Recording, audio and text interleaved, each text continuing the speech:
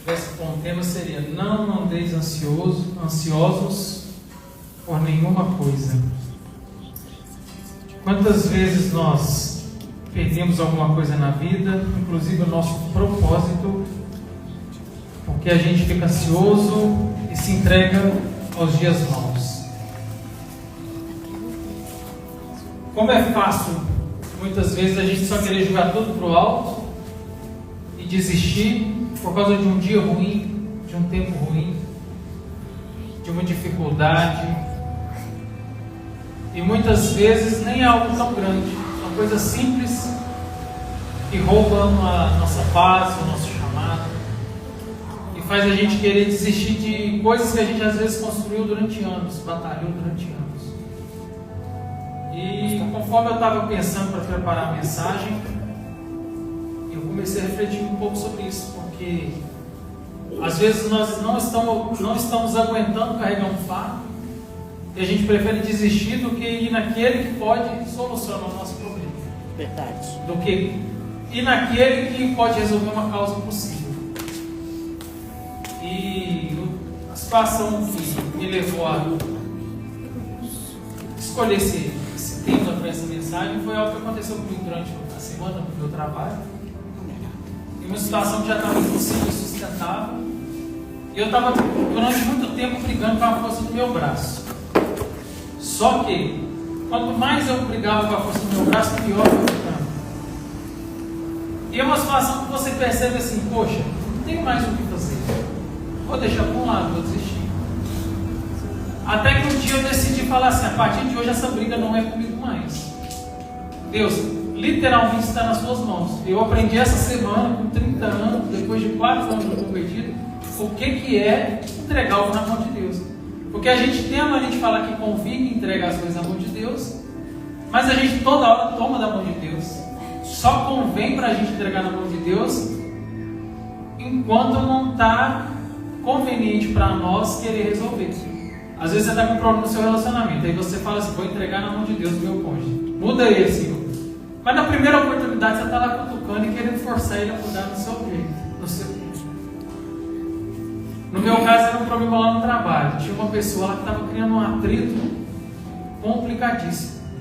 E eu, a todo momento, na força do meu braço, querendo mudar a situação, querendo que ele mudasse. E só ia piorando, só ia piorando. Eu comecei a virar o errado da história.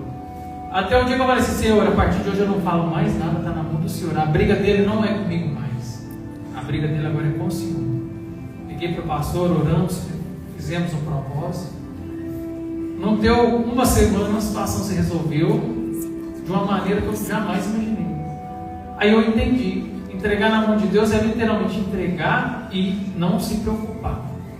É não lembrar daquilo mais, é não deixar aquilo te incomodar mais, é não deixar aquilo nem vir à sua mente mais. Por que você não entregou na mão de Deus?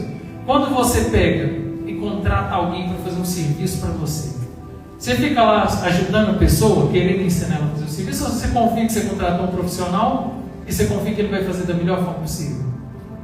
Se você pede alguém para dirigir para você, você fica ali pondo a mão no volante, trocando marcha, pisando no freio de outra pessoa, você confia que aquela pessoa sabe dirigir? Com Deus é a mesma coisa, só que a gente quer que Deus dirija.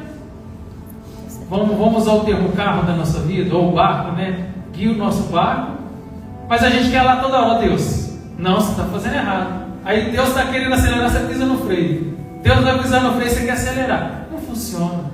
Você não está entregando para Ele. E aí essa semana, hoje que eu fui aprender, Deus precisou me provar numa situação onde eu tive que realmente, ou eu confiava nele ou eu ficava doido. E aí agora que eu aprendi o que é confiar em Deus. E eu posso falar: agora eu realmente não ando mais preocupado com coisa alguma. E essa situação eu estou contando por quê? Porque você pode estar passando algo semelhante agora nesse momento. Não às vezes na área profissional, mas em outra área da sua vida. E você está preocupado, você está perdendo noite de sono, você está se revoltando, quando a única coisa que vai resolver o seu problema é entregar a Deus. Fala assim: Deus, eu não vou nem pensar nisso aqui mais. E eu queria começar com vocês lá no livro no Evangelho de Jesus segundo Mateus, a partir do capítulo 6. E a gente vai ler a partir do versículo 25, mas antes nós vamos ler o 27. Mateus 6, A gente vai ler o 27 primeiro, depois a gente vai pegar lá para isso. Mateus 6, né?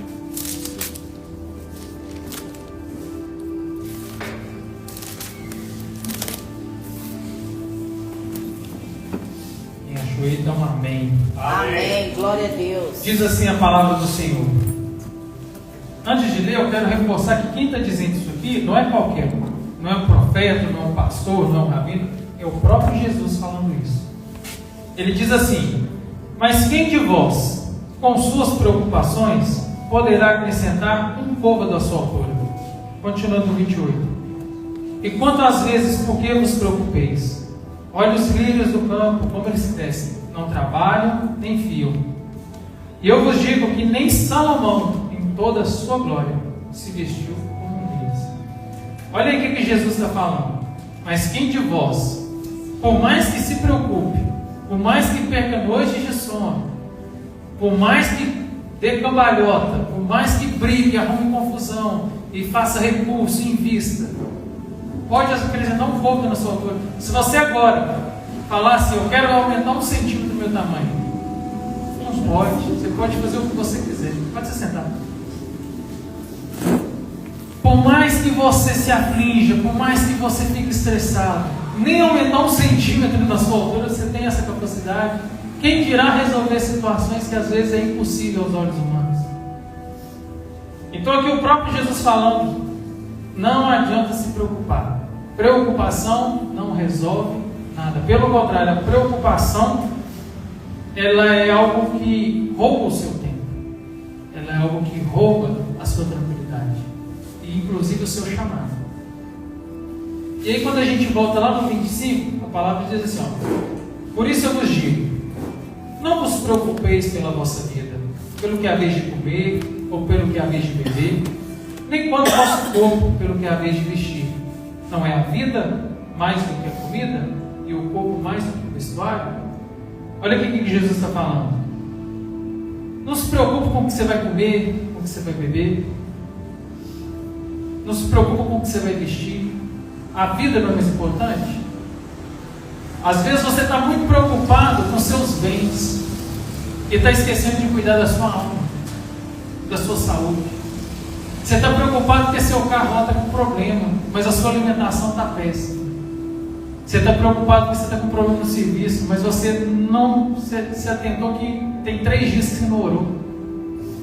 Às vezes você está preocupado porque lá na sua família está um caos, problemas, situações complicadas, mas você não tirou meia horinha para conversar com Deus. E aí Jesus está falando: olhai as aves do céu, pois elas não semeiam, nem colhem, nem ajuntam em celeiros. E o vosso Pai, que está no céu, as alimenta. Não sois vós melhores do que elas? Aí Jesus está falando assim: olha para você ver os passarinhos.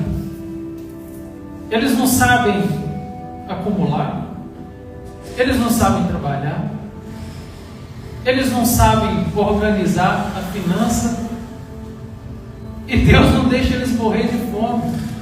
Você acha que Deus, que ama vocês, que está entregando o Filho dele por vocês, vai deixar vocês padecerem por coisas tão pequenas, por coisas tão supérfluas?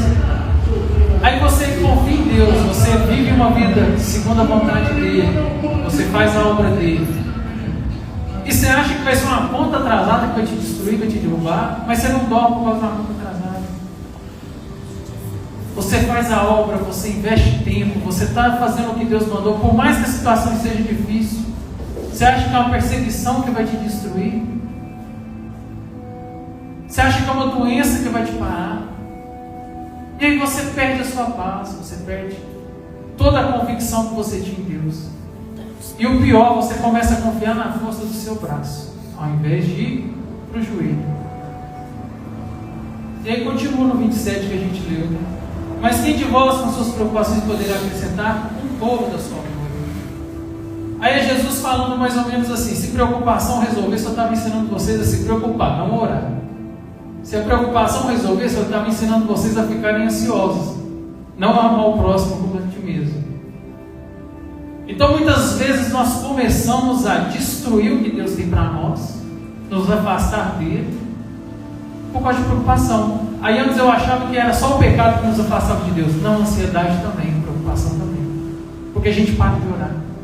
Ansiedade nada mais é, se a gente tivesse que dar um significado aqui na ansiedade, nada mais é do que o quê?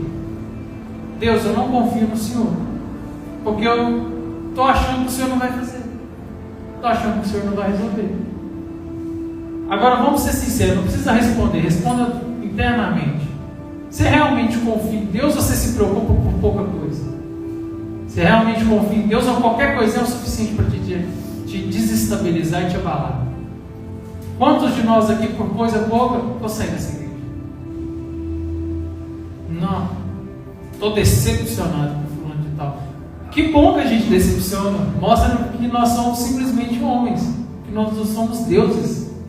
Que nós não somos perfeitos à prova de falha. Somos seres humanos. Ainda bem que nós nos decepcionamos, nos entristecemos.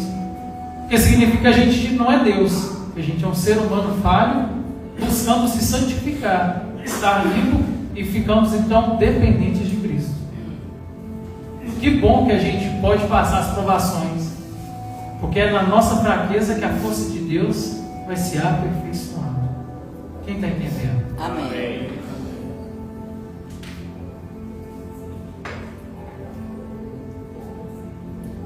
A preocupação, ela é uma das armas que Satanás tem prazer em usar. Porque ele cria a situação e te deixa preocupado. Automaticamente você começa primeiro a perder o seu descanso. Uma pessoa que não descansa, ela naturalmente já começa a ter problemas na vida, seja emocional, físico. O segundo passo é o quê? Você começa a diminuir sua intimidade com Deus.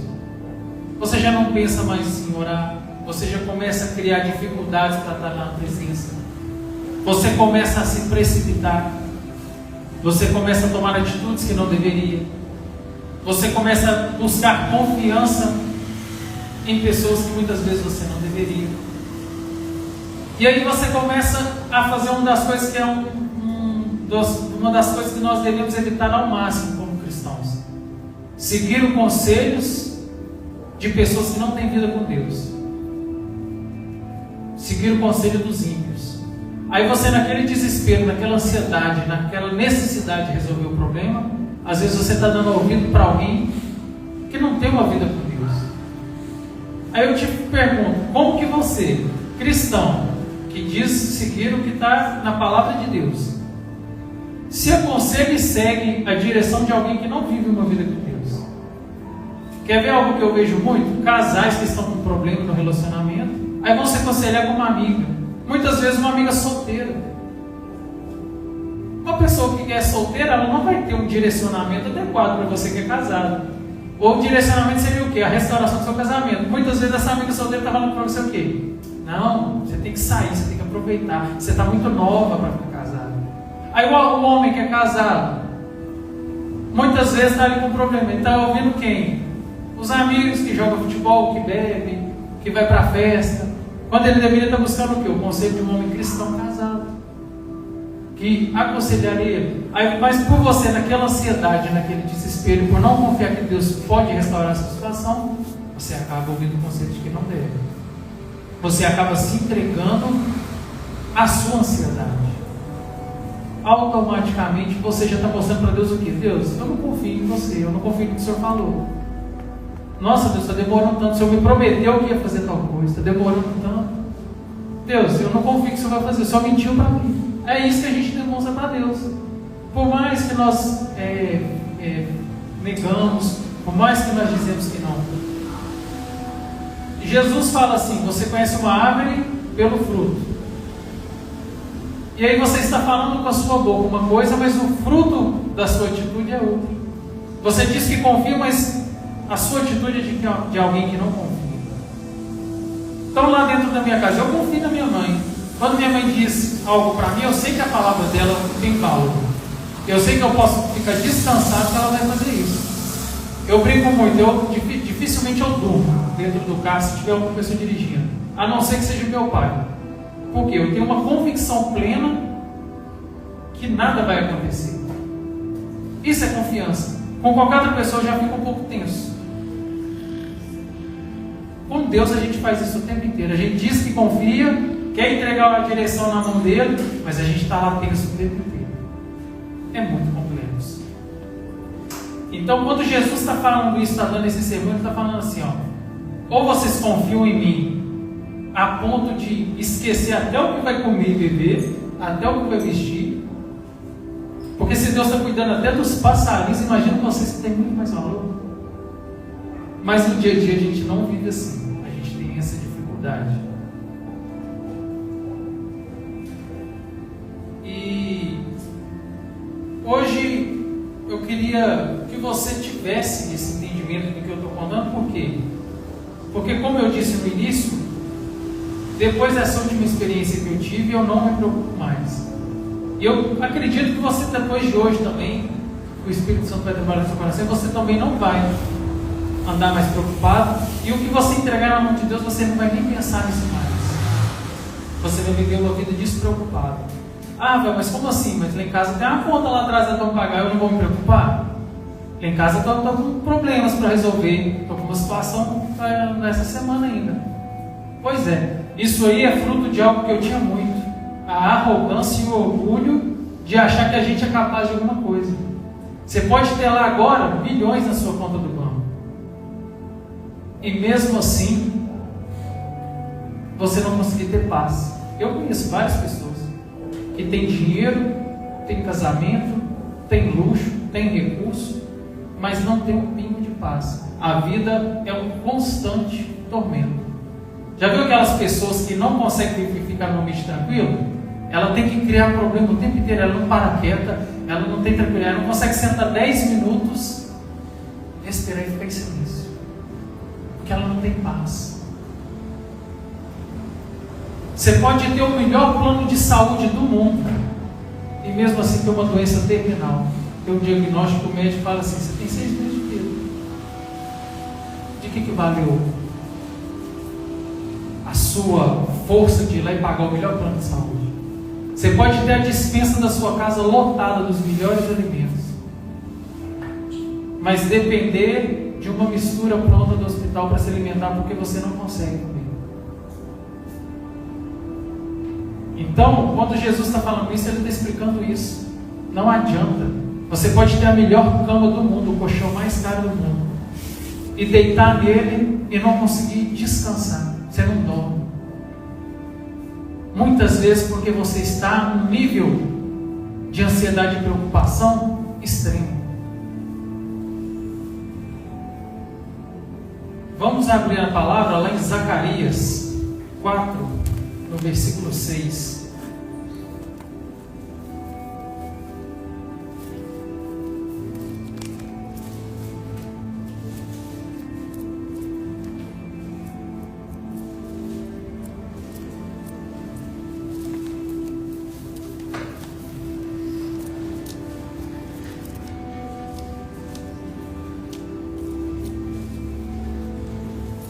Diz assim a palavra: depois disso, o anjo mandou que eu entregasse a Zorobabel a seguinte mensagem de Deus, o Senhor: não será por meio de um poderoso exército, nem pela sua própria força que você fará o que tem de fazer, mas pelo poder do meu Espírito. Sou eu, o Senhor Todo-Poderoso, que está falando.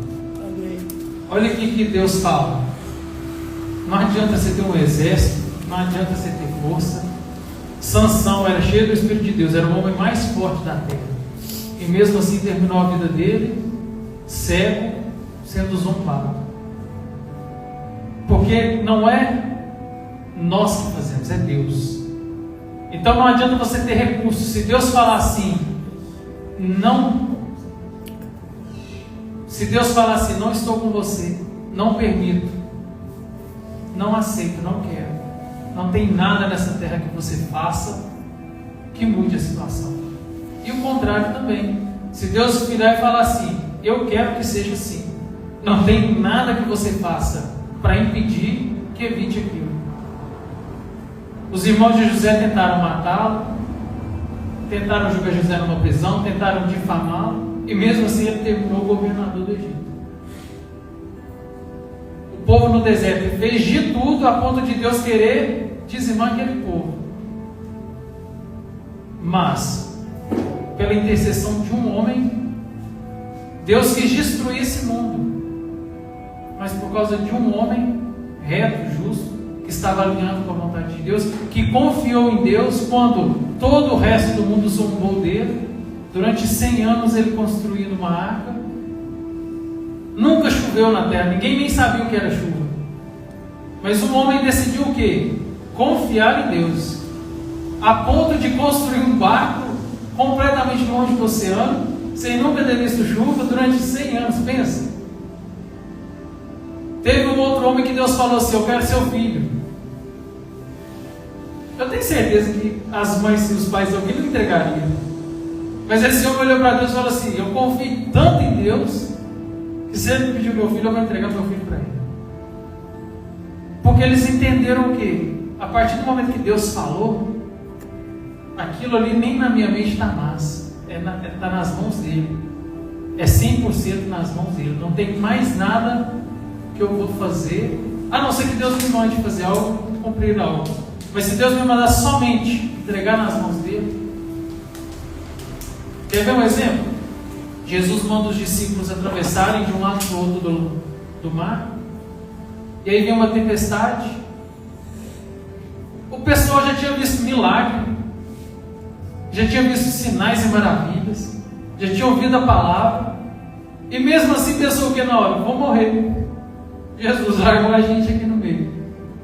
Aí Jesus aparece andando sobre as águas. Pedro fala assim: se eu sei, você mesmo me chama que eu vou andar. Pedro andando em cima das águas. O que mais tem que vai fazer aquele homem duvidar? E ainda assim de novo ele duvidou. Tomé andou com Jesus o tempo inteiro até a morte de Jesus. Viu Jesus ressurreto e falou assim: eu só acredito na hora que eu pôr a mão na ferida dele. E a gente vive assim muitas vezes. Sendo que a gente tinha que fazer o que Jesus ensinou. Está vendo uma tempestade, Jesus lá dormindo dentro do barquinho tranquilo. E às vezes a gente, em vez de estar dormindo igual Jesus no barquinho, a gente está igual Pedro, desesperado. Então, o texto fala o quê? Não é na sua força. Não adianta você querer mudar uma situação por você mesmo. Não adianta você viver uma vida preocupada, porque a preocupação não resolve nada. Pelo contrário, muitas vezes ela vai piorar a situação.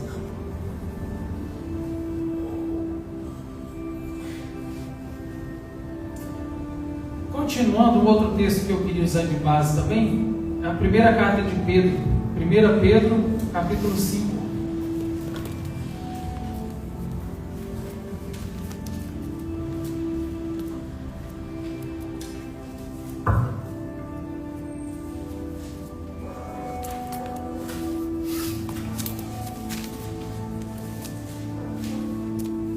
Pedro, capítulo 5, a partir do versículo 6.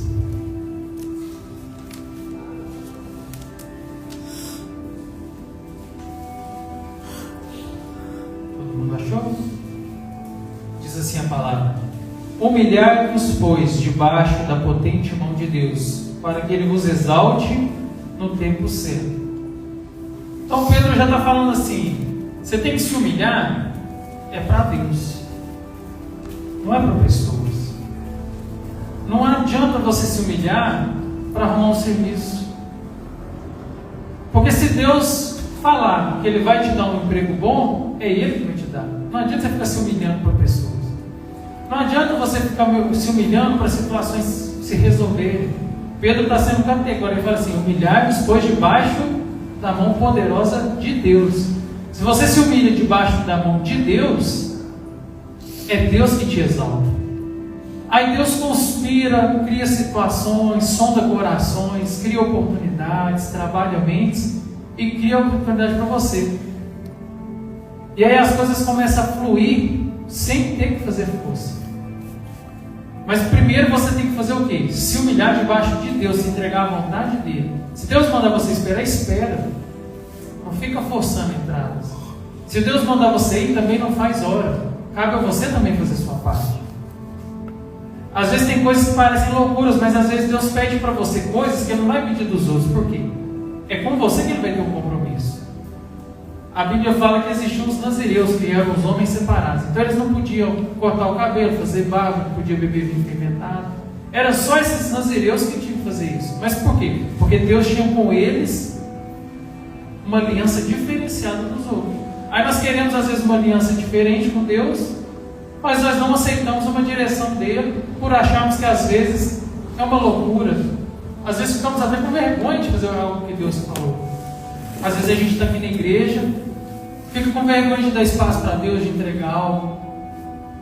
Quantas vezes podia ter mais pessoas aqui fazendo louvor comigo, mas fica ali, não sei, não quero, não estou bem. E Deus está mandando, vai fazer seu ministério. Quantas pessoas podiam estar aqui fazendo algo aqui na igreja? Quantas pessoas podiam estar aqui pregando? E Deus já está cobrando há muito tempo. Mas fica o quê? Acomodado. Mas quer que Deus faça, quer que Deus acuda. Só que aí na hora que Deus pede para fazer algo, confia mais na própria força, ou pior, ouve muito mais a ansiedade e a angústia que está vivendo do que o que Deus mandou. Aí Deus está dando a solução. Humilhai-vos debaixo da minha mão poderosa.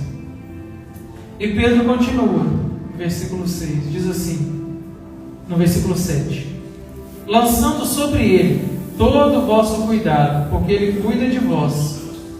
Sede sóbrios, sede vigilantes, porque o vosso adversário, o diabo, anda em derredor como um leão, que ruge buscando a quem possa devorar.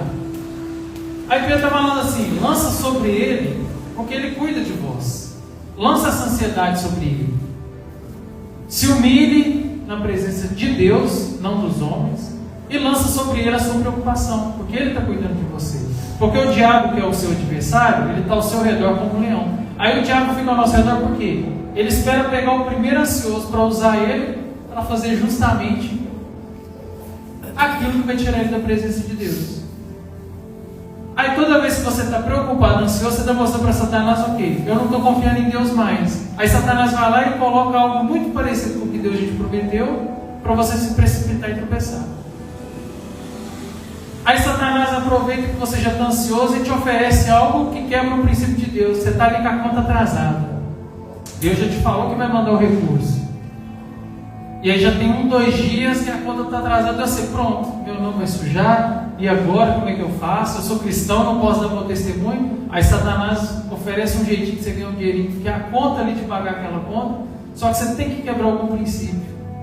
Você tem que fazer algo que Deus não queria que você fizesse. Pronto.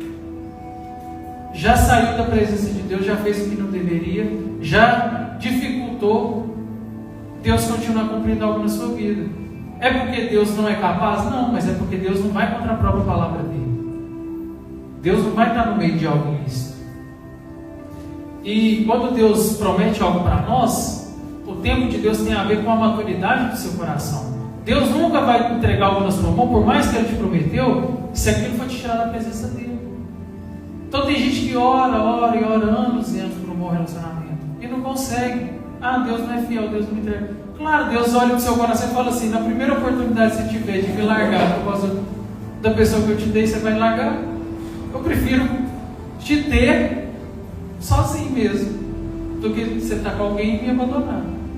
É um espinho na carne de Paulo. Paulo ora e fala assim, Senhor, tira esse espinho da minha carne.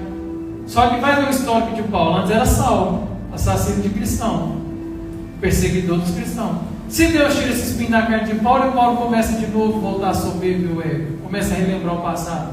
Toda vez que o espinho ia, Paulo já pensava assim, esse espinho que foi Deus colocou, deixa eu continuar a minha missão. Então, a palavra está falando o quê? Humilhe-se diante de Deus, confia nele, entrega nas mãos dele. Amém. Agora a gente vai lá em Filipenses capítulo 4, a partir do versículo 4.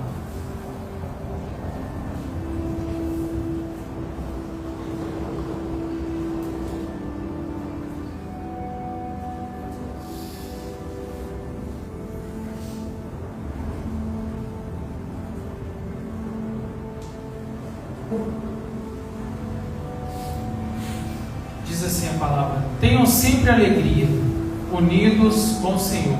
Repito, tenham alegria. Então Deus está falando assim, Jesus falou assim, ó, não andeis ansiosos, não se preocupe, que vocês não conseguem aumentar nenhum centímetro da altura de vocês. Quem dirá resolver certas situações impossíveis?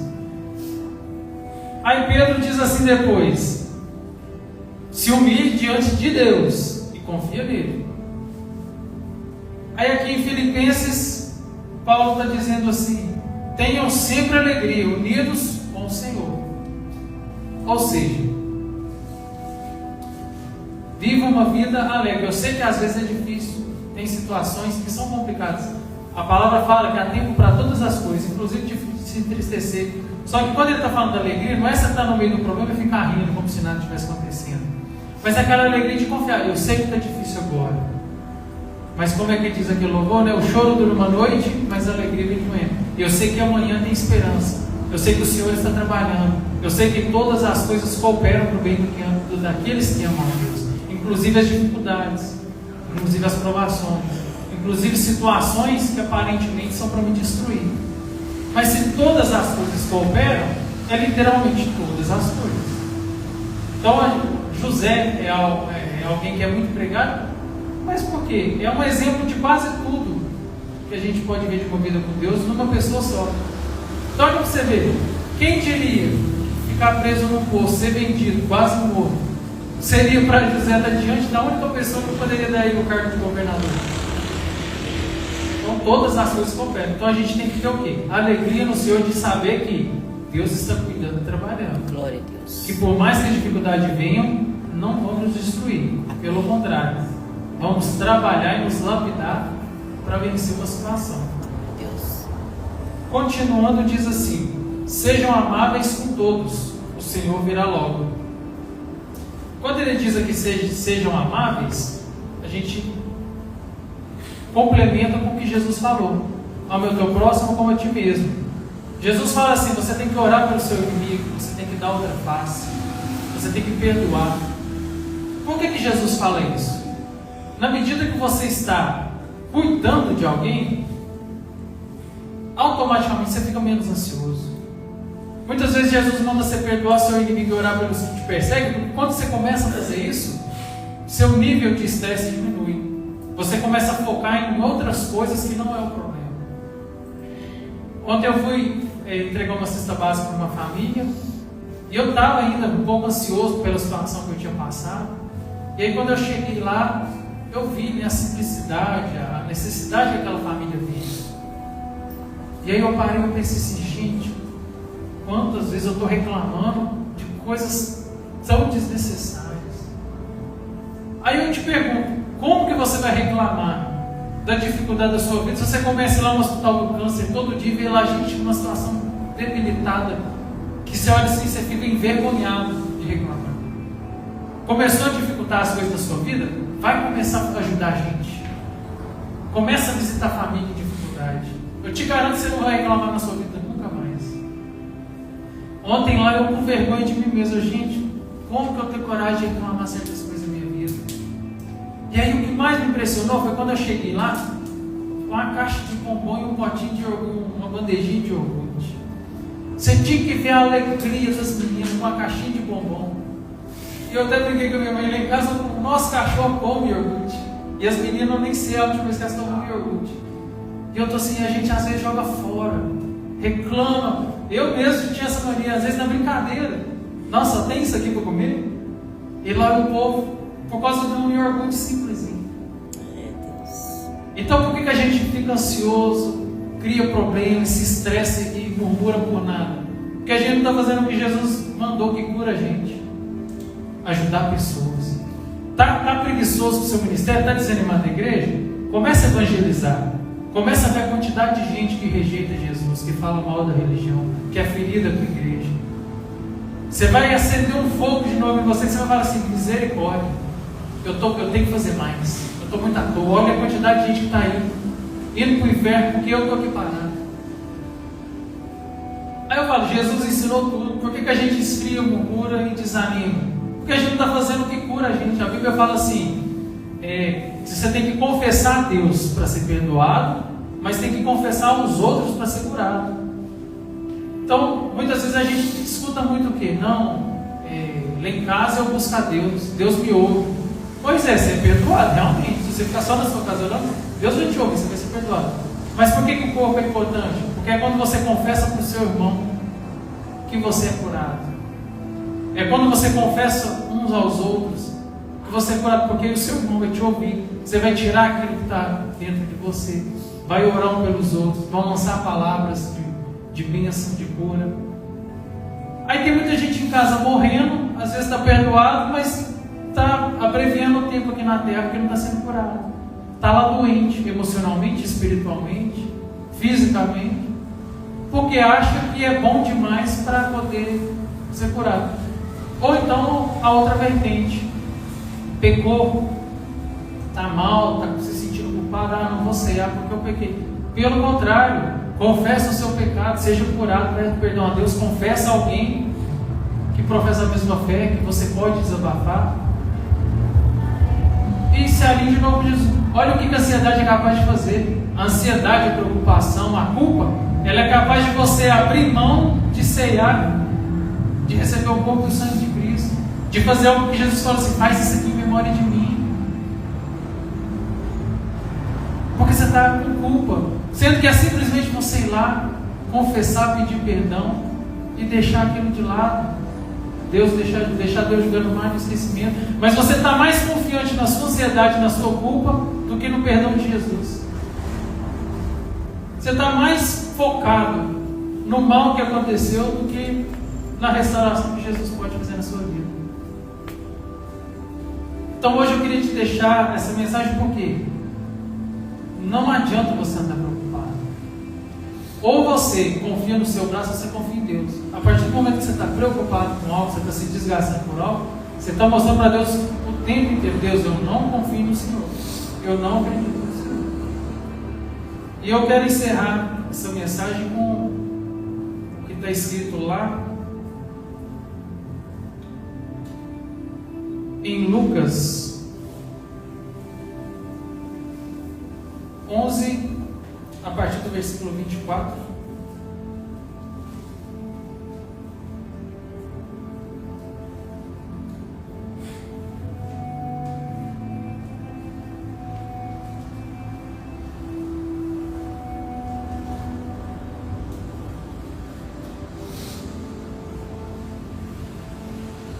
Diz assim a palavra: quando o espírito mau sai de alguém, anda por lugares sem água, procurando onde descansar, mas não encontra, diz assim: vou voltar para minha casa de onde saí. Aí volta e encontra a casa varrida e arrumada. Depois sai para buscar outros 7 espíritos piores ainda, e todos ficam morando ali. Assim a situação daquela pessoa fica pior do que antes.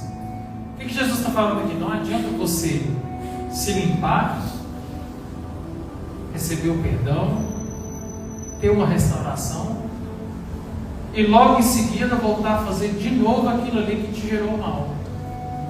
Então não adianta o cara que era viciado, foi restaurado, foi perdoado, depois na primeira dificuldade ele volta para a droga. Não adianta a pessoa que vivia no adultério ser perdoado, ser restaurado, às vezes salvou o casamento, mas na primeira oportunidade volta para o adultério.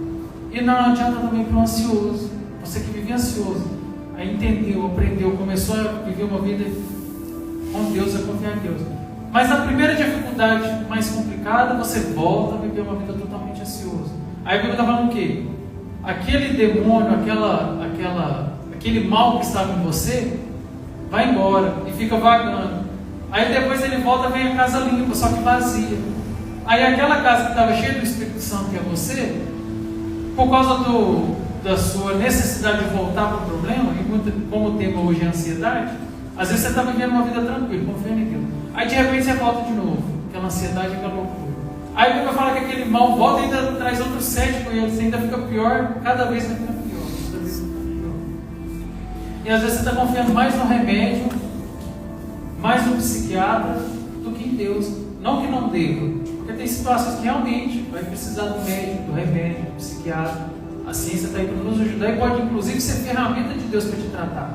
Só que quando chega nesse ponto, muitas vezes é porque você negligenciou algo pequeno, que era só você ter entregado na mão de Deus. Você deixou crescer, você confiou mais na sua própria necessidade. Então, você não precisa negligenciar a ciência. Mas imagina, eu fico imaginando na época de Jesus, na época do Egito, não tinha a ciência que a gente tem hoje. Não tinha um raio-x para você ver o que está dentro de você. O que o pessoal fazia? Senhor, eu não sei o que está acontecendo, mas me cura. O pessoal confiava em Deus, porque tinha só essa opção. Hoje a gente tem outras opções, mas você ainda continua tendo a opção de confiar em Deus. Não tem problema no médico. Mas antes de ir no médico, ou no caminho do médico, já vai orar, Senhor, eu estou indo no médico. Se for preciso, usa até o médico. Que o médico seja instrumento do Senhor para me curar. Mas se talvez nem precise do médico, me cura. Eu estou entregando nas mãos do Senhor. Porque se o médico falar assim, não tem jeito, eu vou sair de lá tranquilo da mesma forma. Porque eu sei que o Senhor vai cuidar. E para encerrar, nós vamos ler Mateus 11, a partir do versículo 28.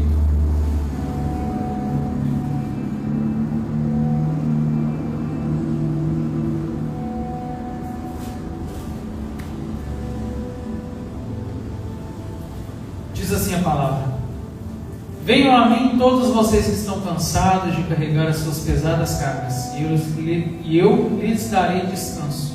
Sejam os meus seguidores e aprendam comigo, porque sou bondoso e tenho um coração humilde, e vocês encontrarão descanso. É o resumo de tudo que eu preguei aqui nessa noite. Jesus está falando assim: independente do que seja, venha a mim, traz esse problema, traz esse fardo pesado e entrega para mim, porque o meu fardo é leve. Aquilo que eu vou te pedir não vai custar a sua saúde, não vai custar a sua mente, pelo contrário, vai te restaurar, porque eu sou bondoso, sou manso e humilde. Ou seja, a solução de qualquer coisa que você está vivendo é entregar nas mãos de Jesus e falar assim: Senhor, eu entrego em tuas mãos e confio na tua vontade. É tão simples.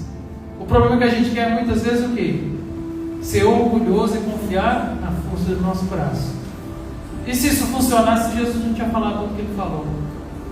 Quem de vós, em toda a sua preocupação, pode acrescentar 1 centímetro que seja na própria altura? Olha os passarinhos, não fazem nada, e ainda assim Deus nos alimenta todo dia. Quem dirá nós, que Ele entregou o Filho dele para nos salvar? Amém? Amém. Então que você possa confiar na vontade de Deus, possa entregar suas preocupações para Ele e começar a viver uma vida mais leve, sem dar lugar à ansiedade ou à preocupação. Amém?